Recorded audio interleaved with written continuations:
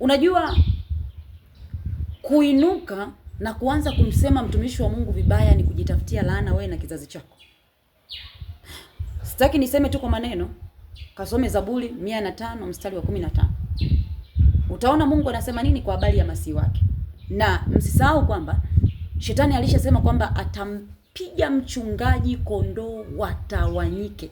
Kwa hiyo unapoona mtumishi wa Mungu anapitia changamoto, huwezi kumuombea, nyamaza kimya, kuepusha ghadhabu ya Mungu kwenye maisha yako. Kwa sababu ni mwanadamu kama wewe, na Mungu wakati anamchagua aliamini kabisa yeye ni mwanadamu, lakini ni lazima achague mtu mmoja au watu kadhaa watakaosimama kwa ajili ya watu wengine. Ndio maana mtumishi huyo anayepitia changamoto unacheka na kuziaki, ndio huyo huyo ambaye jana ulikuwa na matatizo, yeye alikuombea, ulipita kwenye eneo fulani. Ndio huyo huyo ulikuwa kwenye changamoto ya ndoa akakuombea. Ndio huyo ulikuwa kwenye changamoto ya kazi akakuombea. Kwa hiyo usijisahau ukaona kwamba labda mtumishi ni malaika. Kama ambavyo ulipitia changamoto akakuombea ukapita hapo, ndivyo ambavyo hata yeye akipita kwenye changamoto inabidi aombewe. Wewe unahisi kwamba labda yeye huaga haombi, au labda Mungu asikie, labda Mungu asikie maombi yake. Kama aliweza kusikia maombi ambayo alikuombea wewe na ukavuka hapo, basi Mungu huyo anaweza kusikia maombi ya mtumishi wake. Kuna wakati Mungu anaruhusu mtumishi wake apite sehemu fulani kwa lengo la kukuza imani au kujaribu